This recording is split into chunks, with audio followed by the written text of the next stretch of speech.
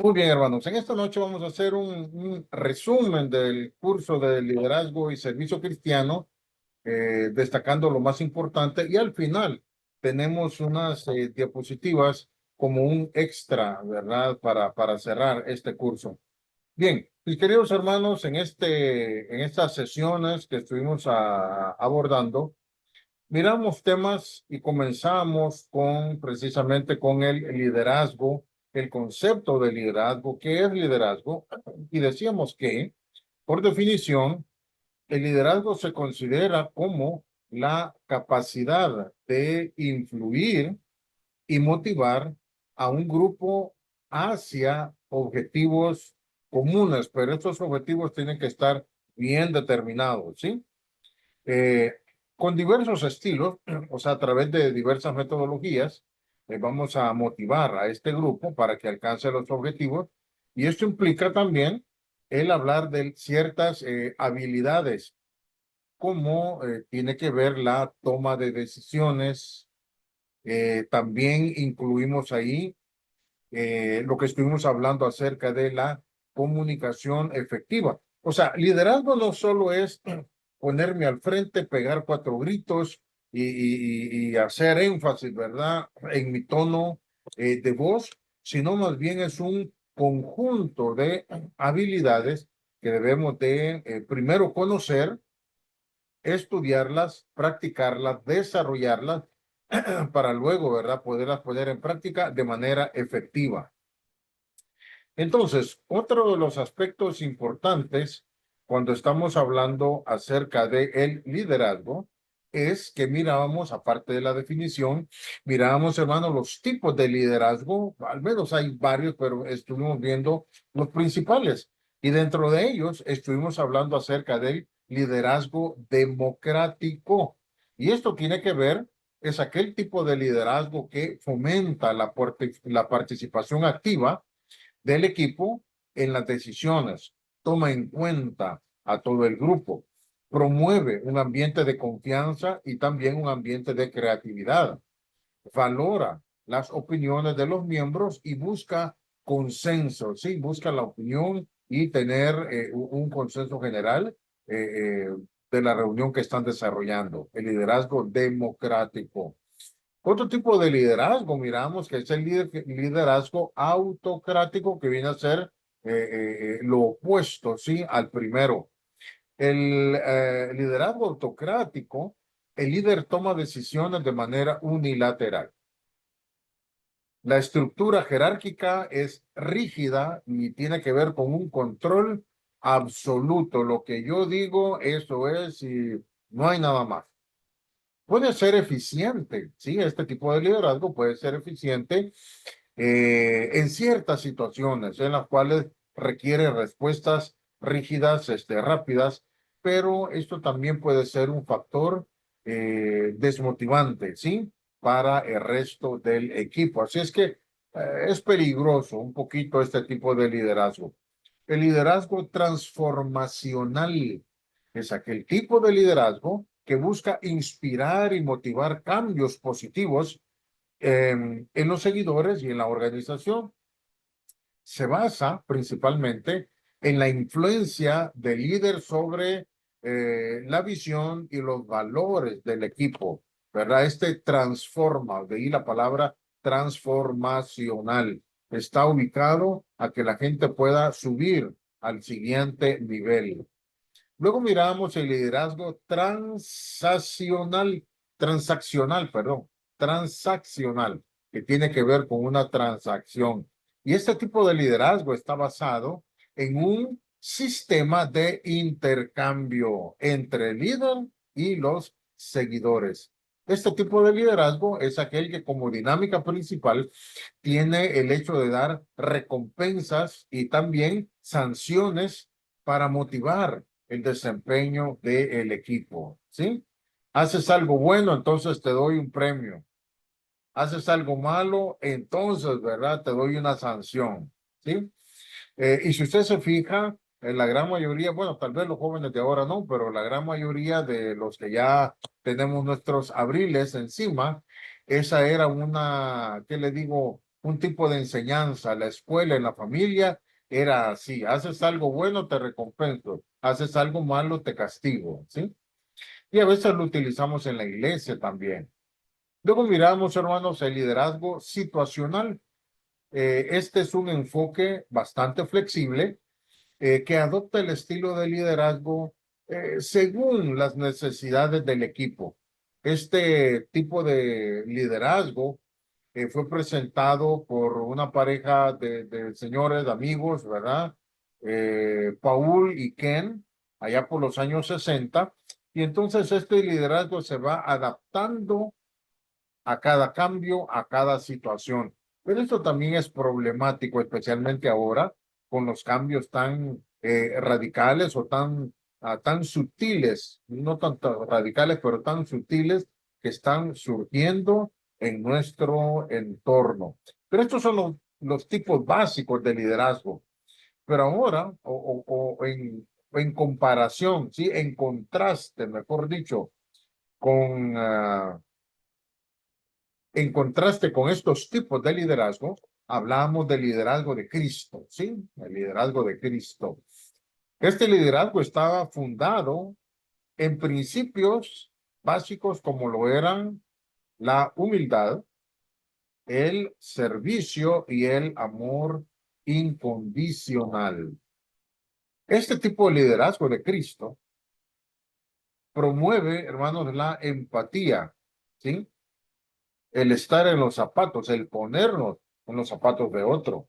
Promueve también el respeto por la dignidad de cada individuo. O sea, para Jesús, todos tenían su dignidad, todos eran importantes, todos merecían una nueva oportunidad. Así recordamos cómo Jesús estuvo, que a él lo criticaban, porque estaba con las prostitutas, con los comelones, con los bebedores de vino, con los que no se lavaban las manos. Sin embargo, Jesús siempre les dio su lugar a esas personas sin denigrar a nadie. Eso estuvo tremendo. También el liderazgo de Jesús, aparte de promover la empatía, el respeto por la dignidad de cada individuo, también es un liderazgo que crea un ambiente propicio, ¿verdad? Para que la confianza se pueda desarrollarse y también una apertura para la colaboración y para que otros también se integren. En el liderazgo de Jesús no hay marginados,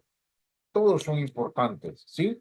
De hecho, por eso cuando miramos las presentaciones del apóstol Pablo, especialmente en la iglesia de los Corintios, cuando él habla de que la iglesia es un cuerpo y todos somos miembros los unos de los otros, vea, esta visión no era de Pablo, esta visión era del Espíritu Santo en Pablo, ¿ya?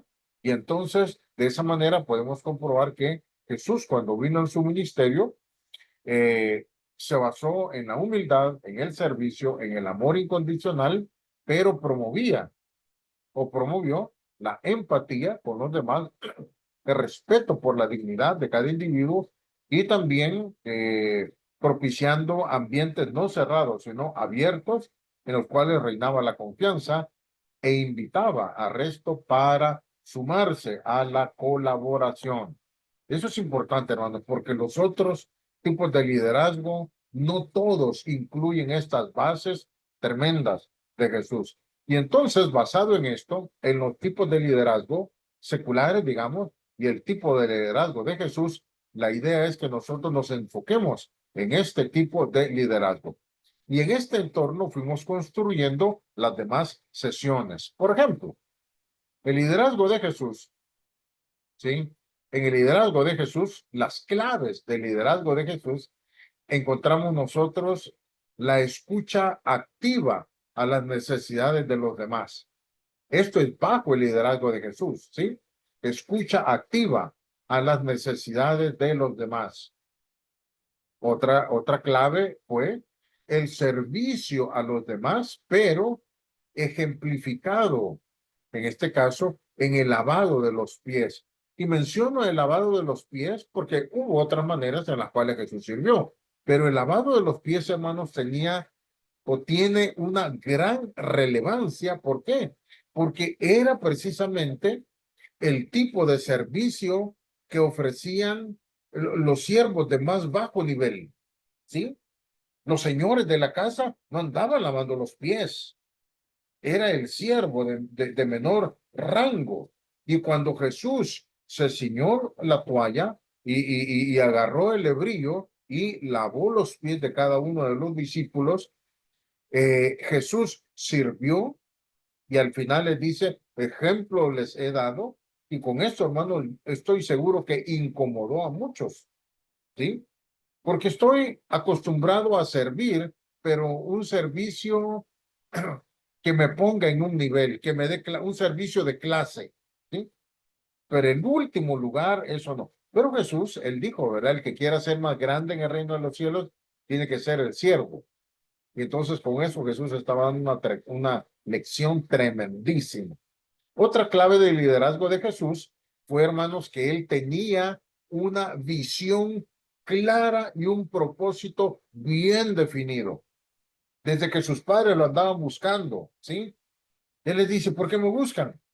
¿Acaso ustedes no saben que en los negocios de mi papá yo tengo que estar? Él estaba bien seguro a qué había venido, él estaba seguro de los objetivos que tenía que cumplir, él tenía una visión clara. Y esto es bien importante, hermanos, en el tema del liderazgo, ¿sí? Y otra clave que miramos fue la capacidad que tenía Jesús para transformar situaciones adversas o adversidades, problemas, atascos en oportunidades de cambio, ¿sí? Ustedes recuerdan cuando Jesús estuvo con las hermanas de María y Marta, las hermanas de Lázaro, y ellas están llorando y le están reclamando en alguna medida. Dice Jesús, no, no, no, es que esto ha sucedido, ¿verdad? Pero no es para mal, es para bien. Y al final, nosotros miramos cómo Jesús transforma una muerte en una victoria. Cómo Jesús transformó la escasez en las bodas de Caná en abundancia de vino y de buen vino. ¿Me entiende? Entonces Jesús era especialista para transformar las adversidades en oportunidades. Y ustedes, mis hermanos, ¿verdad? Como buenos líderes, deben de desarrollar estas actividades, escuchar las necesidades de los demás. Servicio de primer nivel, ¿sí? Visión clara de lo que usted quiere hacer, propósitos bien definidos de lo que quiere alcanzar. Y al final, ver en cada dificultad una puerta abierta, una oportunidad para crecer, una oportunidad para llevar a usted mismo y a su equipo al siguiente nivel, las claves del liderazgo de Jesús. Ahora, hermanos, ¿verdad? Basado en eso, hablamos de, bueno, ¿quién es un líder? ¿Quién es un líder? Y usualmente nuestro concepto de liderazgo está atado a una persona, pues, que posee un cargo de poder y desde esa posición genera una influencia sobre un grupo de personas y entonces por eso para nosotros es común responder que un líder puede ser un político o un jefe. Un líder es sinónimo de jefe. Pero aquí hay cosas que no encajan del todo, ¿sí? De acuerdo a la visión de Jesús. Y entonces decimos que el liderazgo es un proceso, perdón, de influencia. El jefe llega y ponen al jefe y ese es jefe ya. Pero el líder se va ganando ese título, ¿sí? Desde el momento en que comienza, él está bien enfocado en lo que quiere conseguir. Entonces, decimos que el liderazgo es un proceso de influencia y desde el momento en que la persona o ustedes quieren influir sobre el pensamiento y el comportamiento o el desarrollo de una persona, ya sea en un ámbito laboral, personal, familiar, ¿sí? Usted está asumiendo una posición de liderazgo y eso automáticamente lo convierte en un líder. Ahora, pueden haber líderes buenos y líderes malos, ¿sí? En los colegios, por ejemplo, siempre hay uno que destaca y que promueve el que se vayan de clase, el que se salgan de la escuela y muchos lo siguen, ¿sí? Pero hay otros que promueven el hecho de ser responsables a las actividades de la escuela. Entonces, pero lo importante acá es que el liderazgo no es un evento, sino que es un proceso que vamos construyendo a través de los días, ganando o influenciando a las personas que tenemos a nuestro alrededor. ¿Ya? Jesús así lo hizo. Jesús no comenzó de jefe. Él comenzó desde los más bajos y hasta que dice la palabra de Dios, Filipenses capítulo 2, por ejemplo, vemos todo lo que sufrió Jesús, pero al final él fue puesto y se le dio un nombre que es sobre todo nombre, ahí se le dio toda la autoridad, pero él que se la ganó, el que la construyó. Liderazgo a nivel de Jesús. Pero hay otra pregunta, hermanos, que es un poquito más profunda y tal vez más complicada de responder. Si yo soy un líder a cualquier nivel, la pregunta es, ¿yo busco un liderazgo para qué? ¿Para servir o para que me sirvan? ¿Sí? Nosotros miramos, muchos políticos llegan y antes de llegar al puesto, la consigna es que van a servir al pueblo, que van a ayudar al pueblo, ¿sí? Que van a rescatar todas las cosas que ha perdido el pueblo. Pero una vez llega al poder, pues ese discurso se olvida y entonces ya piensan en qué el pueblo le va a retribuir a ellos. ¿Ya me entienden? También en la iglesia hay personas que van y trabajan y cuando ya tienen un cargo en la congregación o un liderazgo, una posición en la congregación, ya no piensan en el servicio a las personas, sino más bien piensan en que ellos tienen que recibir el servicio. Entonces, esta pregunta es bien importante que ustedes y yo la podamos hacer y contestarla de manera muy honesta. Miramos cómo en el primer libro de Reyes, capítulo 12, versículos 1 al 16, encontramos la historia de Roboam y cómo el reino se dividió. ¿Por qué? Porque Roboam, pidiendo el consejo, siguió el consejo de los jóvenes y él buscó que el pueblo lo sirviera. Él buscó ser más duro con el pueblo. ¿Por qué? Porque él era el jefe. Él era el que mandaba más. Pero entonces al final, ¿verdad? Miramos dos aspectos importantes en la gestión eh, de gobernador que tuvo Roboam, como lo fueron, hermanos, la autopromoción y la autoprotección. Y en ese sentido, ustedes recordarán, miramos la pirámide, la famosa pirámide de las necesidades de Maslow, ¿sí? Necesidades fisiológicas, necesidades de seguridad, necesidades sociales, necesidades de autoestima, necesidades de autorrealización. En esta pirámide de las necesidades, nosotros podemos encasillar o podemos ubicar qué fue lo que le pasó a Roboam y qué es lo que le pasa a muchos líderes, incluso de nuestras congregaciones. ¿Por qué? Porque al igual que Roboam, buscan promoverse ellos, tener el crédito ellos, ¿sí? Tener el protagonismo en todas las cosas que se hacen. Aunque, como yo lo he dicho, lo repito, ¿verdad? Aunque al final digan, la gloria, la honra y la gloria sea para el Señor. Sí, pero ya hablé tanto de mí. Yo hice, y estaba enfermo, y sin dinero, y con las uñas, pero lo hice. Y al final, la honra y la gloria sea para el Señor. Eso es, hermanos, eso es autopromoción. ¿Sí? Y también hago y hablo y, ¿verdad? ¿Para qué? Para autoproteger mi posición y que nadie me la quite. Eso fue lo que hizo Roboam, pero al final, ¿verdad? El reino se quebró en dos. Ahora bien, Jesús, ¿qué pasó con Jesús? Bueno, hermanos, Jesús, ¿verdad? El tipo de servicio, él vivió una vida completamente dedicada a los demás. Su ministerio estuvo marcado por actos de amor, actos de humildad, actos de sacrificio.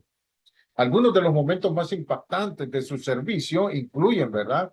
El lavado de los pies a sus discípulos, allá en Juan 13, 12, ¿sí? Encontramos la sanación y la ayuda a muchos necesitados, y ahí podemos citar muchos ejemplos.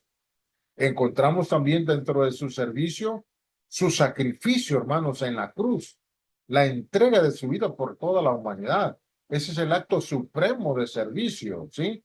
No hay mayor sacrificio que este, que alguien dé la vida por sus amigos, ¿sí? Demostrando de esa manera su amor incondicional y su obediencia al 100% a su Padre.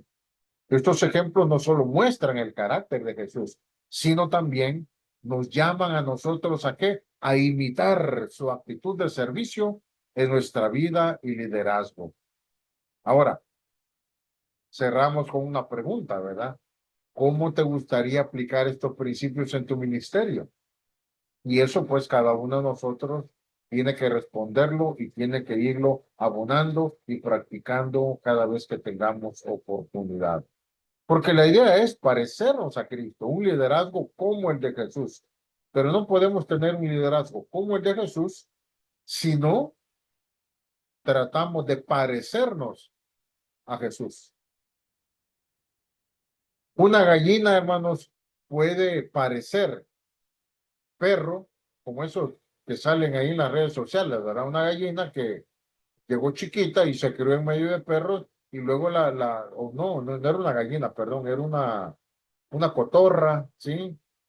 Y luego esta cotorra, cuando los perros salían ladrando, ella también salía ladrando. Pero vea, la cotorra puede imitar a un perro, pero nunca va a llegar a ser perro. Nosotros podemos tener y tratar de imitar lo que Jesús hacía, pero nunca lo vamos a llegar a hacer, a llegar a alcanzar si nosotros no nos volvemos como Jesús. Y eso fue lo que dijo o lo que trató de enseñarnos el escritor del Nuevo Testamento cuando decía, hasta que todos lleguemos a la altura de la estatura de la plenitud de Cristo, ¿sí? A un varón perfecto. Hacia allá debemos derrumbarnos y entonces el tipo de liderazgo como Jesús va a salir, mis queridos hermanos, de la manera más natural que se pueda ver. Ahora, un líder, hermanos, un líder, ¿verdad? Tiene que desarrollar una visión y una misión, si no, no va a ningún lugar. Y cuando hablamos de misión y visión, decíamos que la misión es el propósito central. La misión determina la razón de ser de una organización. Por ejemplo, Parmalat no puede tener una misión de fabricar los mejores zapatos de Nicaragua, porque esa no es la razón de ser de Parmalat. Parmalat se basa en los lácteos, ¿sí? Entonces, la misión es la razón de ser de una organización. Además, sirve, ¿verdad?, para de guía, para planificar toda su actividad comercial o la actividad a la que se van a dedicar.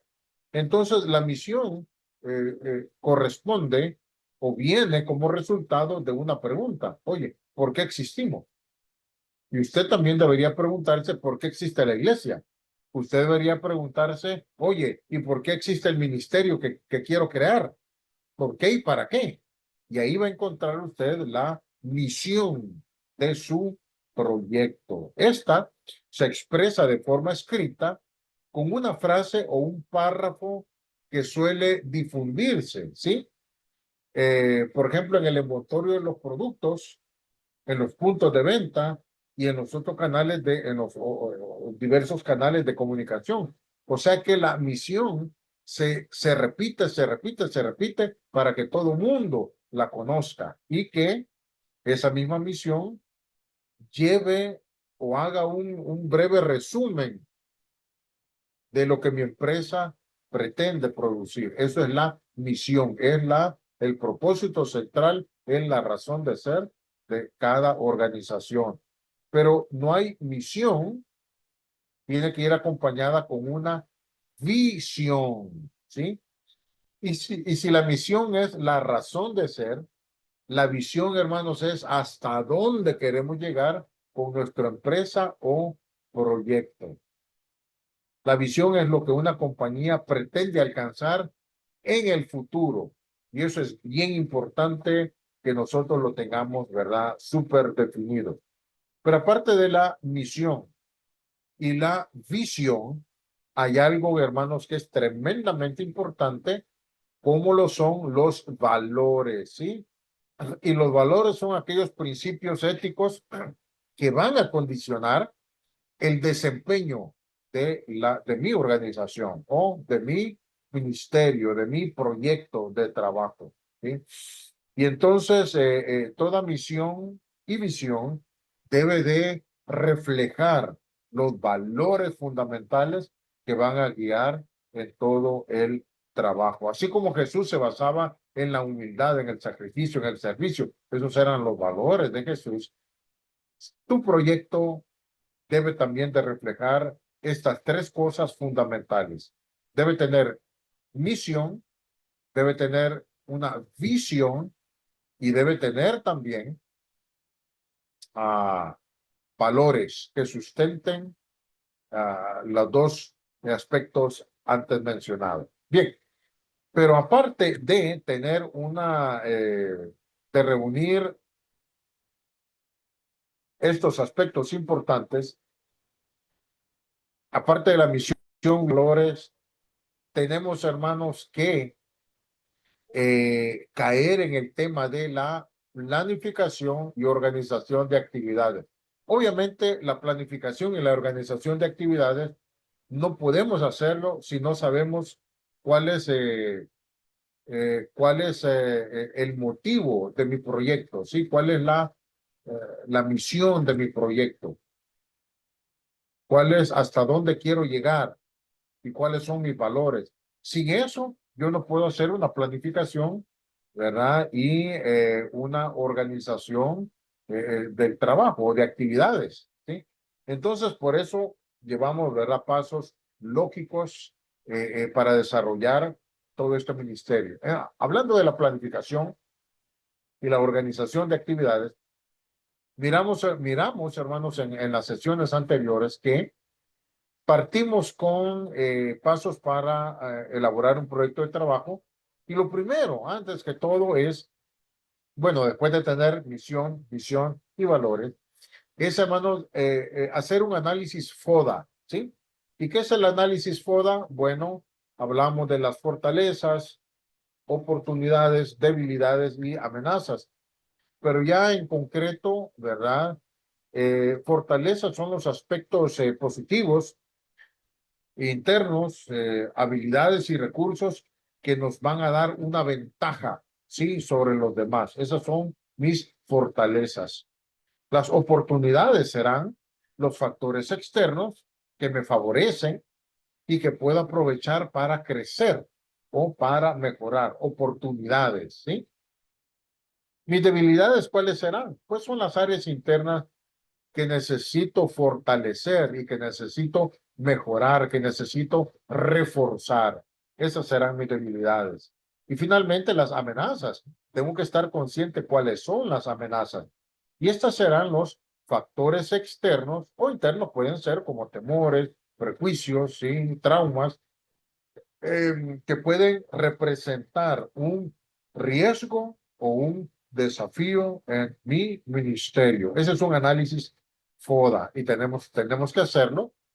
Y también, hermanos, después de eso vienen los pasos para elaborar tu proyecto de trabajo. Y aquí es donde estuvimos patinando un poquito, ¿sí? Ahora, rapidito, hermanos, ¿verdad? Aquí ¿qué le digo? Un quiz, un examen rápido.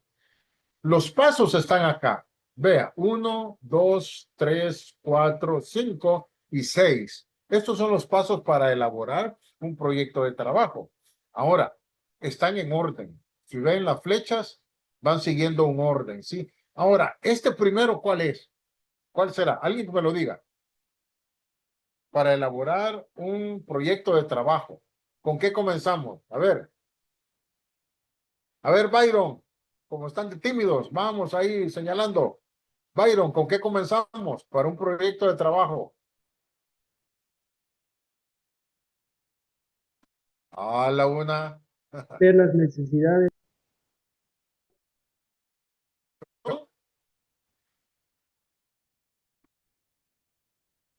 Perdón, Byron, si puedes repetir. No te escuché.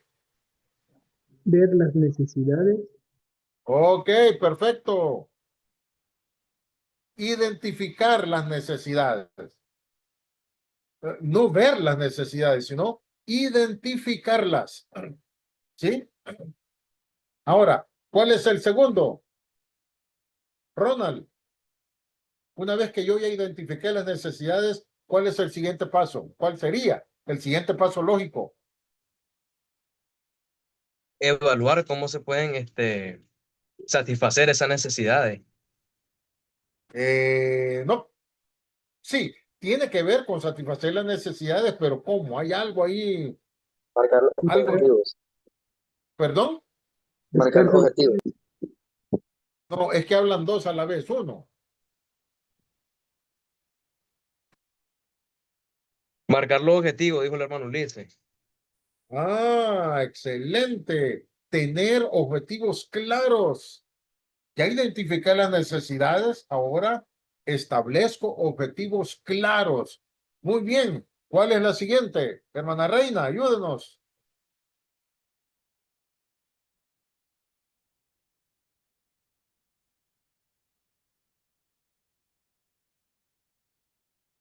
Abra su micrófono, hermana.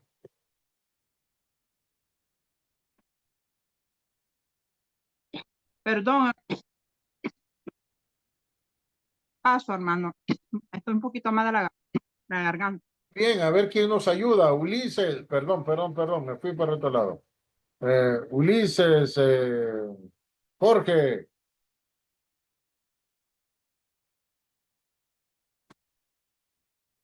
Identifiqué mis necesidades, ya tengo objetivos claros. ¿Qué sigue? Ah, bueno, ahí tenemos definir la estrategia, ya se las puse, ya. Luego que definimos la estrategia, ¿qué tenemos que hacer después de eso? Hermanos, asignar responsabilidades, porque yo no lo voy a hacer todo, ¿sí? El principio de Jetro con Moisés. Hay que buscar otros, hay que engrandecer el equipo de trabajo, ¿sí? Hay que hay que sumar, no hay que restar. Entonces, en esa posición asignamos responsabilidades y después de asignar responsabilidades, ya vamos armando el paquete, entonces establecemos un plazo, porque esto no va a ser, hermano, hasta que Jesús venga por segunda vez. Tiene que haber un plazo, ¿sí? O acá también podemos hablar de una calendarización, ¿sí? Un cronograma de actividades, ¿sí? Para ir avanzando en el proyecto. Y finalmente, ya identifiqué las necesidades, ya tengo objetivos claros, ya definí la estrategia que voy a seguir, ya asigné responsabilidades a mi equipo de trabajo, ya establecimos un plazo para las actividades, desarrollamos un cronograma y luego vamos a a evaluar los resultados.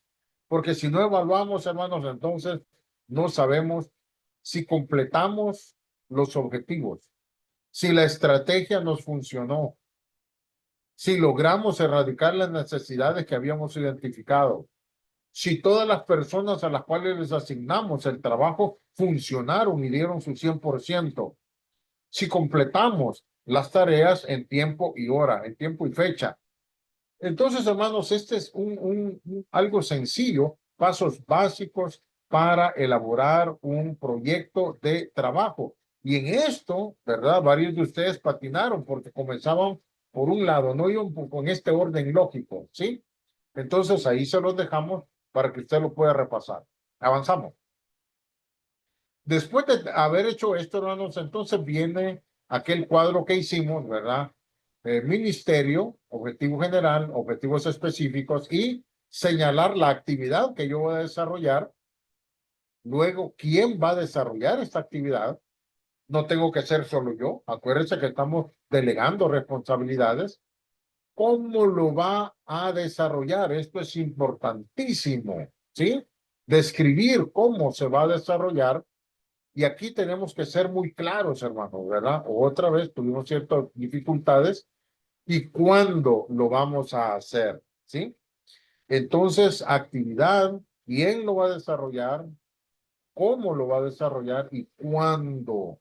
pero cuándo tiene que haber una fecha específica. No tiene que decir cuándo, pues algún día, eso no sirve. Tiene que ser junio de tal día de junio del año tal. Eso es importante para podernos guiar y para poder avanzar, ¿ya? Entonces, hermanos, este cuadro, utilícelo, ¿verdad? Para cualquier actividad que usted vaya a realizar y pues va a tener mejores resultados, ¿ya? Una vez que hablamos de eso, hablamos también, hermanos, de liderazgo por posición y liderazgo por servicio, ¿sí? Porque el plan puede estar bien diseñado, hermanos, ¿verdad? Bien estructurado, pero si lo voy a echar a andar por posición, entonces no va a funcionar, la dinámica no va a funcionar. El líder por posición le gusta manejar a los demás. El líder por servicio o el líder siervo, lo que busca es capacitar a los demás para después delegarles responsabilidades. También, hermanos, el líder por posición, el control, recordemos que crea resistencia, ¿sí? Y el servicio cultiva la confianza. Entonces, un líder siervo, ¿verdad? Capacita a los demás, no ejerce aquella presión dominante, sino más bien se abre a la confianza. El líder por posición depende exclusivamente de la autoridad sobre los demás. Si pierde esa autoridad y si pierde ese control, ese líder se vuelve loco. Pero el líder siervo depende de la buena voluntad de los demás. O sea, no obliga a nadie. Los motiva, los capacita para que ellos se sumen al trabajo. También es importante notar que la dependencia de la autoridad es autodestructiva, no solo para los demás, sino para aquel que la está practicando. En contraposición, el servicio cultiva la disponibilidad hacia el trabajo. El líder siervo depende de la buena voluntad de los demás. Vea que hasta Jesús, cuando les dijo, el que quiera venir en pos de mí, pues que venga y que me siga. El que quiera, el que tenga la voluntad de hacerlo, ¿verdad? Y entonces un líder siervo va a tomar esta posición siempre. El líder por posición lo que inspira es temor. Con su tono de voz, con su cara, con sus gestos, sus ademanes, inspira temor. Pero el líder siervo inspira, hermanos, entusiasmo. Vean qué bonita la diferencia. Temor versus entusiasmo. También miramos que el líder por posición, ese siempre dice yo.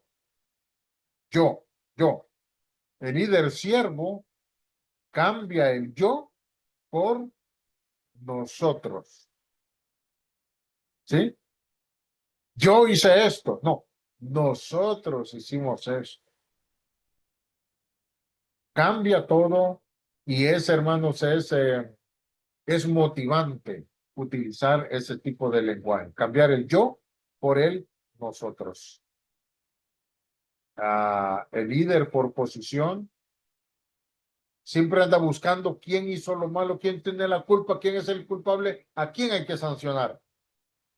El líder siervo arregla la culpa. Sí identifica la culpa, pero arregla la culpa. Jesús con la mujer samaritana, él identificó la culpa que tenía la mujer. Sin embargo, perdón, dije la samaritana, bueno, también en la samaritana, pero más que todo estaba queriéndome referir a la mujer encontrada en el acto del adulterio. Todos señalaban la culpa y todos sabían cuál era la culpa de la mujer. Pero Jesús, ¿qué fue lo que hizo? Arregló esa culpa, quitó esa culpa y le dice a la mujer, hija mía, ni yo te condeno. Así que ya no se sienta culpable. Váyase tranquila, pero no peque más. ¿Sí? No está restregando la culpa. Identificó la culpa, pero arregló, reparó, sanó la culpa dando una segunda oportunidad. Esto está tremendo, hermano. Es que Jesús era la máquina, ¿sí? Ahora, el líder por posición, no es que es un ignorante. El líder por posición sabe cómo se hace, ¿sí? Pero el líder siervo, él no solo sabe cómo se hace, pero él muestra cómo se hace. Él modela cómo se hace. Él enseña. Él no se queda únicamente con la información, sino que él la comparte. Eso está tremendo, ¿verdad?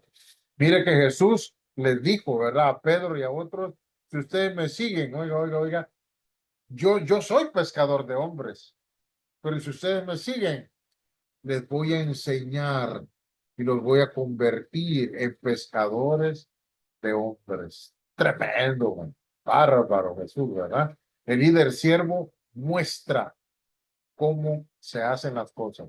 Y es lo que nosotros tenemos que hacer también, hermano. Finalmente, el líder, el liderazgo efectivo, hermanos, comienza en el corazón y no en la cabeza. El liderazgo efectivo florece con una relación significativa, no con una lista de reglas. Y eso es algo que debemos de comprender muy bien cada uno de nosotros. El liderazgo efectivo, ¿sí? No solo liderazgo, liderazgo efectivo. La iglesia no debe ser manejada ni controlada, sino que la iglesia necesita ser dirigida, ¿sí? Eso les decía el escritor a aquellos hombres que estaban en liderazgo en las iglesias: mirad por vosotros y por todo el rebaño en el cual han sido puestos, no para enseñorearse, sino para servir. Y esto es tremendamente importante. Muchas de nuestras congregaciones, hermanos, son manipuladas, ¿sí? Pero acá la idea es que sean dirigidas de una manera sabia. El liderazgo en la iglesia es la influencia que se tiene hacia otras personas debido al servicio y al amor con la cual se les dirige. Vaya tomando nota de esto. El liderazgo efectivo, tenemos la iglesia y usted mira un muñequito, va marcando el camino, va modelando lo que se tiene que hacer. Pero el liderazgo controlador, ¿qué es lo que hace? Dice qué es lo que hay que hacer. Vaya, hagan esto, lo otro. Vos te equivocaste, corríjalo. La pregunta es, ¿cuál liderazgo preferimos? ¿El liderazgo efectivo? ¿Qué liderazgo pensamos desarrollar nosotros? ¿Liderazgo efectivo o un liderazgo controlador? ¿Ya? Ojalá que todos seamos el liderazgo efectivo. Ahora, en muchas iglesias se piensa que el liderazgo es tener una posición, pero en realidad, en la iglesia, el liderazgo es el privilegio de ayudar a los demás. ¿Para qué? Para que puedan crecer, para que puedan desarrollarse y para que puedan madurar. Efesios 4:12, ¿qué es lo que dice? A fin de perfeccionar a los santos para la obra del ministerio, para la edificación del cuerpo de Cristo. No para matar, no para dominar, no para controlar, no para intimidar, sino para perfeccionar a los santos para la obra del ministerio. Qué tremenda esta cita del Espíritu Santo a través del apóstol Pablo. Un buen líder, hermanos, un buen liderazgo, un liderazgo efectivo, tiene que tener como base, aparte de lo que hemos dicho, una comunicación efectiva. Ahí radica, hermanos, yo diría que un 50 o más todavía del porcentaje de éxito de un liderazgo efectivo. Comunicación. Y cuando hablamos de comunicación, hermanos, mirábamos el proceso dinámico de la comunicación. Hay un emisor, hay un código o lenguaje, hay un mensaje que se transmite, hay un canal a través del cual se transmite el mensaje, hay un receptor. Entonces, este receptor recibe el mensaje, ¿sí? Y este receptor envía una respuesta al emisor. Esto quiere decir que el proceso de comunicación se completó. Julia lanzó un mensaje,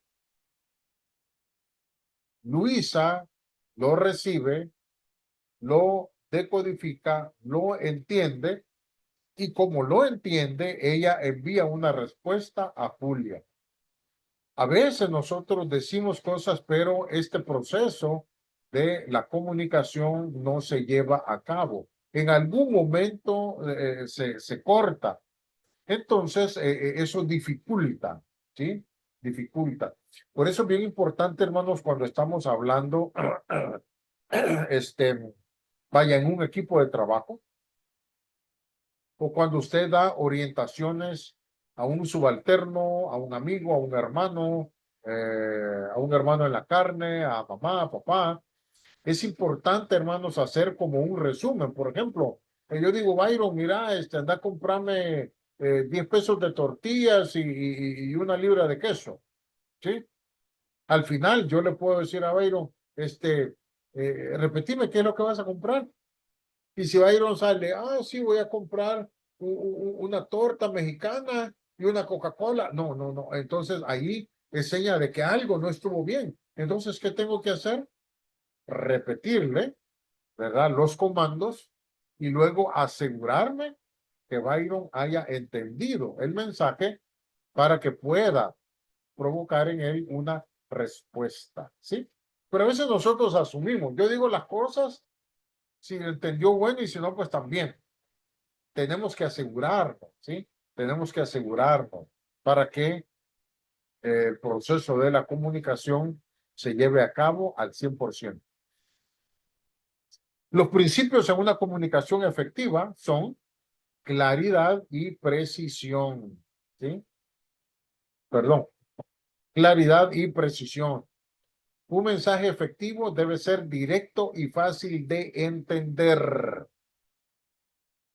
Se recomienda evitar ambigüedades y usar palabras simples y concretas.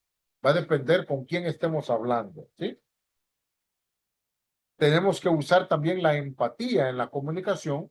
No solo es hablar, sino también es saber escuchar con atención, validar las emociones y responder de manera también considerada. El lenguaje verbal, ¿sí? Hablábamos de eso también. El lenguaje verbal y no verbal es bien importante. Los gestos, el tono de voz, la postura deben alinearse con el mensaje para que pueda ser captado de una mejor manera. Y al final, ¿verdad? Tenemos que hablar también sobre la adaptabilidad, perdón. Permítame.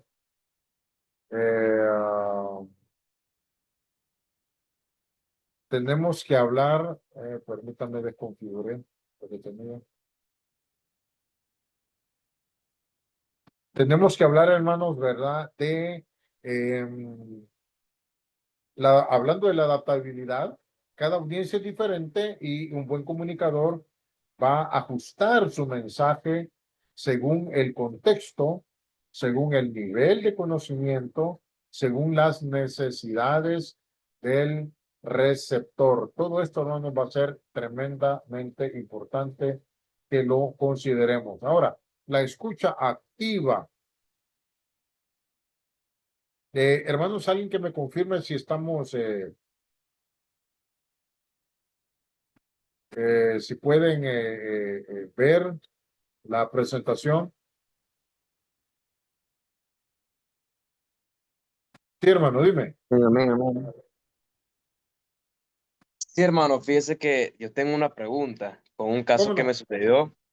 Es que yo pienso que yo estaba implementando una comunicación efectiva y también una escucha activa con una persona que yo trataba de resolver un conflicto como que se creó. Esa persona estaba enojada conmigo por algo que yo hice, pero Ajá. eso que yo hice para mí no fue algo malo. Entonces yo hablé con esa persona que me comentara por qué se enojó y así. Entonces yo considero que le hablaba bien, tenía una escucha activa, etcétera. Pero esa persona no quería hablar, estaba, no, que no sé qué, que no sé cuánto. ¿Qué se puede hacer en esos casos si nosotros estamos manteniendo una escucha activa, una comunicación efectiva, pero la otra persona, el receptor, no? Bueno, mira, es que está como complicada la cosa. ¿Por qué? Porque una escucha activa, cuando hablamos, si tú, bueno, si miramos en una de las,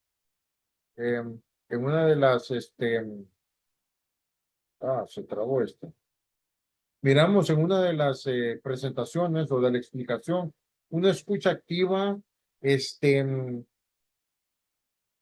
yo no hago nada, o sea, si yo he cometido alguna falta, o puedo abrirme a la posibilidad, usando también dentro de la escucha activa está la empatía, abriendo la posibilidad que algo que yo dije fue mal entendido, ¿sí?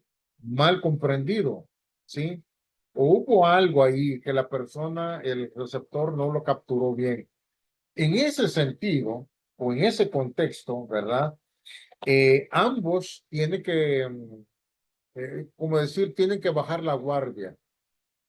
Porque si tú te pones en el plan, yo no me equivoqué, y tu contraparte dice, ¿cómo no se equivocó? Pero no buscan un punto medio, un punto de equilibrio, entonces igual, escucha no hubo, o comunicación, perdón, comunicación no hubo. Entonces, en ese sentido, pues tendría que ser bien difícil, a lo mejor marcar una pauta, un espacio, una pausa, perdón, y luego retomar el tema, si se puede, ya porque va a depender de la situación o del tema que estén jugando. ¿Ya? Pero la escucha activa es oír la posición de la persona, pero tratar de entender la posición de la otra persona. Sí, bueno, ambos tienen que hacerlo, pues. Hermana Reina, Sí, hermano, disculpen. Anteriormente fue algo que me sucedió, pero ya pasó, gracias a Dios.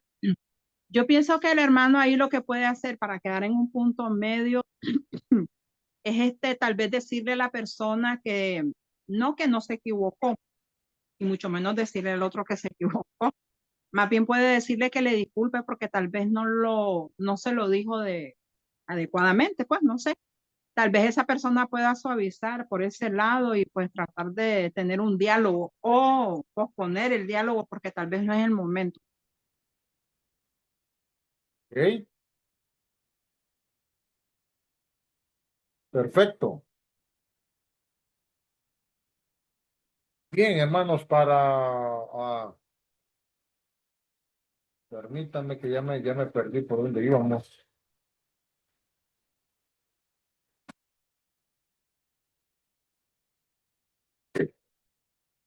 Estábamos hablando de la comunicación, ¿verdad? Y nos habíamos quedado precisamente en esta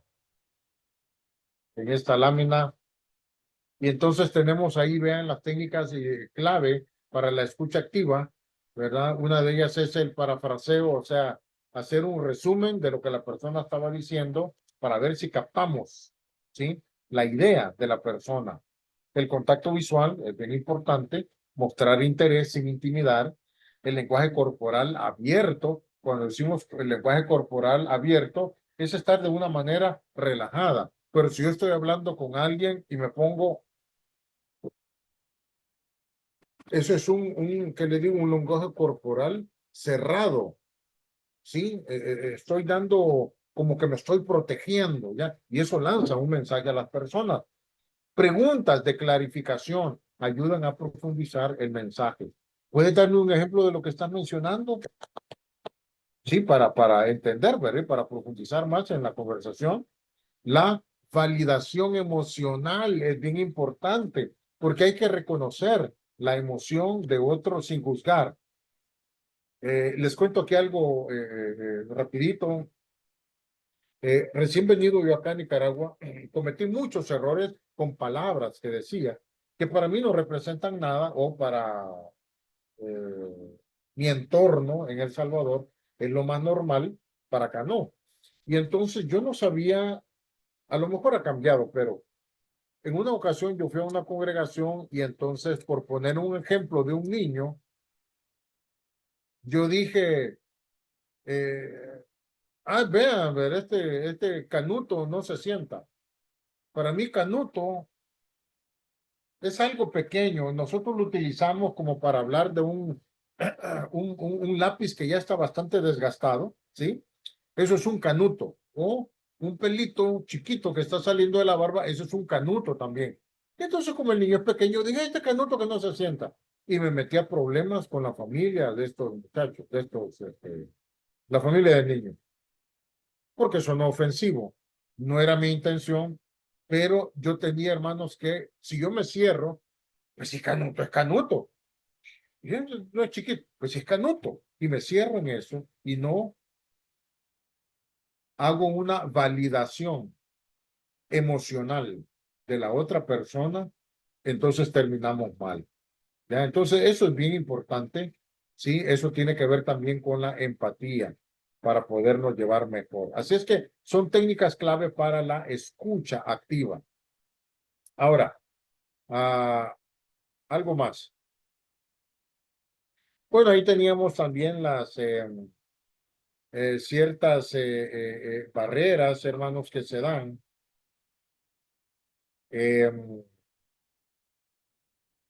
Ciertas barreras que se dan cuando estamos en este proceso, ¿verdad? Técnicas de escucha activa, barreras de la escucha, el rol de la paciencia, que es bien importante, y pues ciertos ejercicios que nosotros podemos conseguirnos un buen libro, simulación de conversaciones, análisis de respuesta, para irnos cultivando, hermanos, en este principio, ¿verdad? Ya pasamos las técnicas, finalmente las barreras de la escucha activa, juzgar, así rapidito, ¿verdad?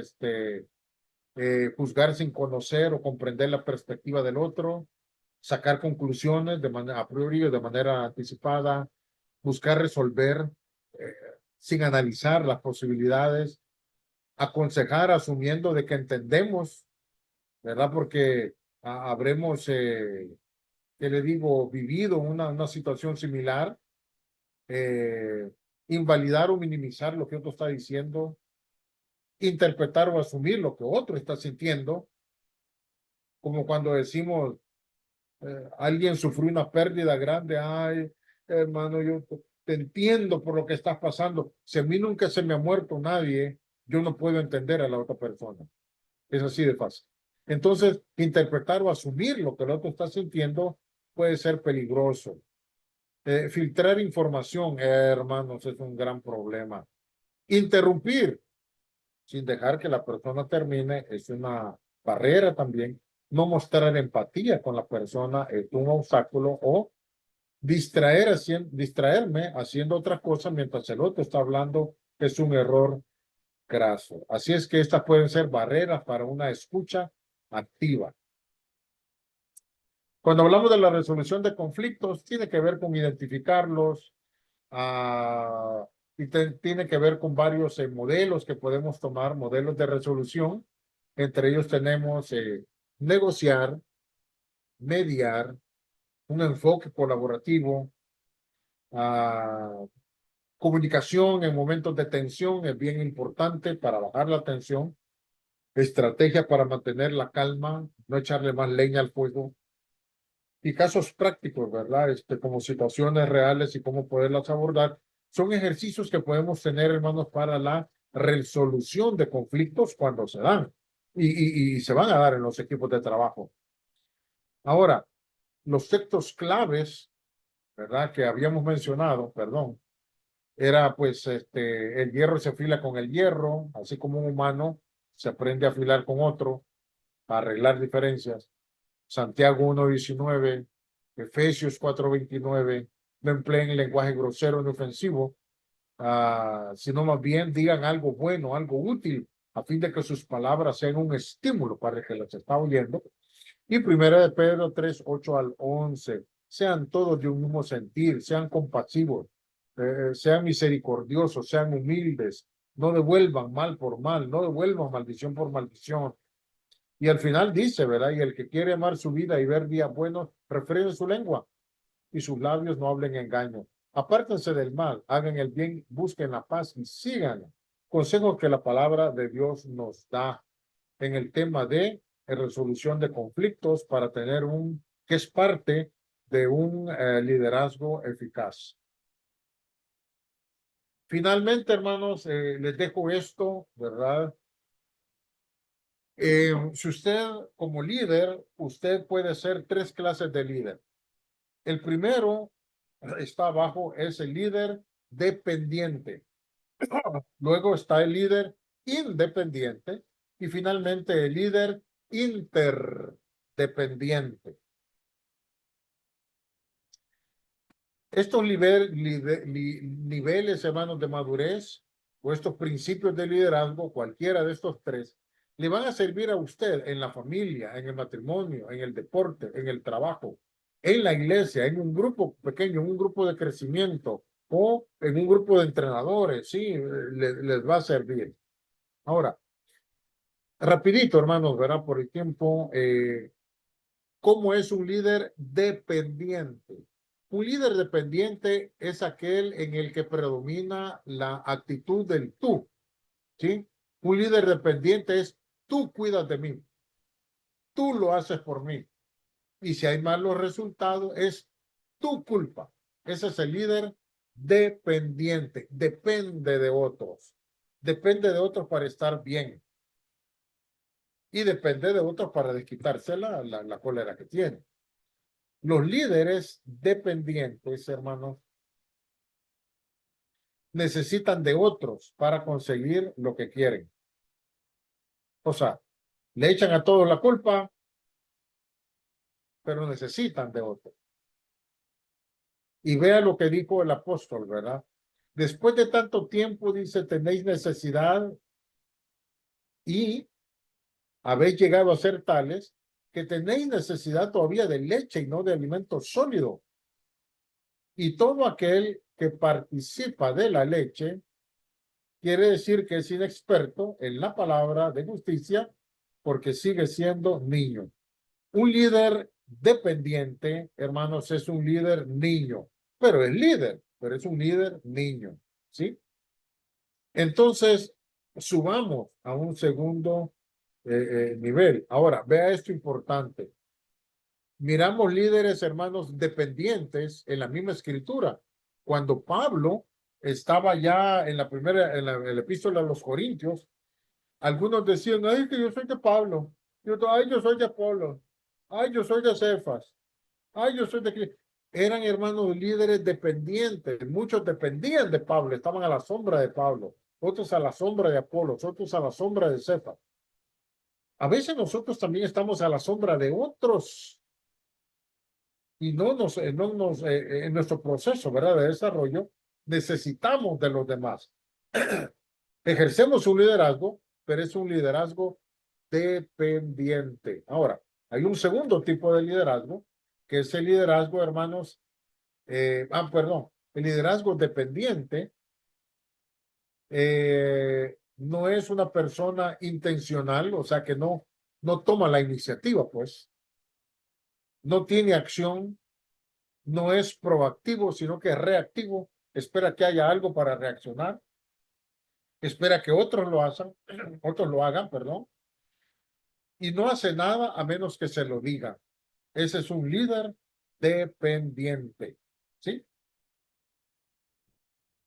El líder independiente es como el opuesto del dependiente. El líder independiente es aquel que toma la actitud de yo puedo hacerlo todo. Yo soy responsable. Sí, yo tengo autocontrol. Sí, yo soy autoconfiable.